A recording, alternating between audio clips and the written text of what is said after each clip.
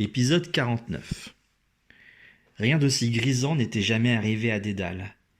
Il lui avait suffi de battre des ailes, exactement comme il l'avait vu faire par les oiseaux, pour s'envoler à son tour. Son corps semblait devenu aussi léger qu'une plume.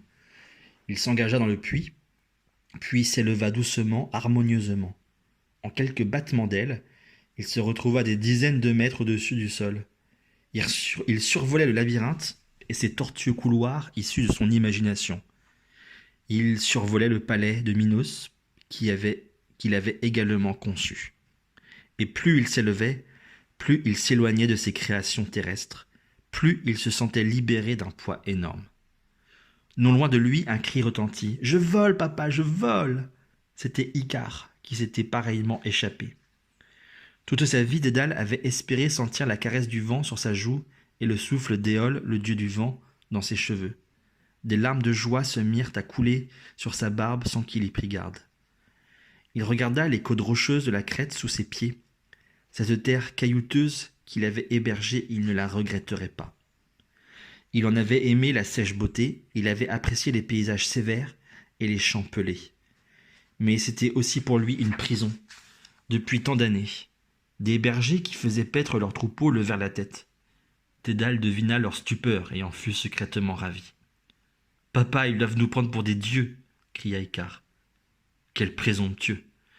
Dédale n'eut pas le courage de lui rappeler qu'un homme ne doit jamais se comparer à un dieu. Maintenant les deux hommes oiseaux survolaient la mer. Des pêcheurs lâchèrent leurs filets en les voyant passer. « Ne t'écarte pas trop, recommanda Dédale à son fils. Mais celui-ci était déjà loin. Il fendait l'air en zigzagant, ivre de vitesse. Dédale volait de manière bien plus régulière. Il frémissait parfois en constatant qu'Icare frôlait presque la surface de l'eau, mais se rassurait aussitôt en le voyant bifurquer vers le ciel. Une île apparut soudain. Ce doit être Naxos, se dit Dédale en se fiant à sa connaissance des cartes de navigateur. En la survolant, Dédale aperçut les préparatifs d'un mariage. Des femmes se dépêchaient de décorer des plats, d'autres finissaient d'apprêter la mariée. Dédale perdit un peu d'altitude, curieux de découvrir le visage de la jeune épousée. Quelle ne fut pas sa surprise lorsqu'il crut reconnaître Ariane sous les voiles et les couronnes de fleurs. Mais déjà on l'avait repéré. Des laboureurs pointaient le doigt vers lui. Il valait mieux s'éloigner, et Dédale reprit donc son vol. Ce petit intermède lui avait fait perdre de vue Icare qui continuait à filer. Celui-ci battait des ailes à tout rompre, heureux d'éprouver sa musculature. C'est ainsi qu'une idée folle lui traversa l'esprit. « Je suis assez puissant pour atteindre le soleil, » se dit-il. « Ce doit être magnifique. » Il prit donc de l'attitude et fila droit vers le soleil. Plus il s'en approchait, plus la chaleur se faisait sentir. Les oiseaux qui l'avaient accompagné dans ses virevoltes ne le suivaient plus. Personne, ni être humain, ni animal, n'aurait osé aller jusque-là. Mais Icare se croyait plus fort que tout le monde. Il atteignit enfin le char du soleil, conduit par le dieu Apollon. Le char étincelait. Icare, ébloui, s'approcha. Il s'approcha encore. Oubliant toute prudence, il s'imaginait déjà en train de grimper sur le char. « Après tout, je suis le premier homme volant, » se dit-il. « Je suis digne de tenir les rênes de ce char. » Apollon fut-il agacé par cet accès de vanité? Ou bien la seule chaleur du soleil suffit-elle? Toujours est-il que la cire qui tenait les plumes d'Icare se mit à fondre. Quand le jeune homme s'en aperçut, il était trop tard.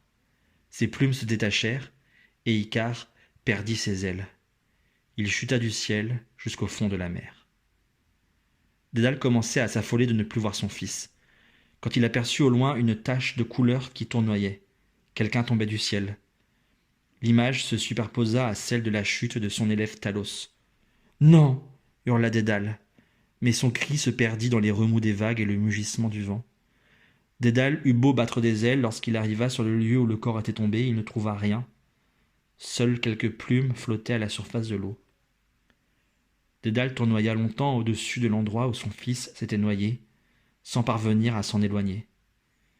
Il venait dans la même journée de réaliser son rêve le plus cher et de perdre l'être qu'il aimait le plus. « Du sang, toujours du sang !»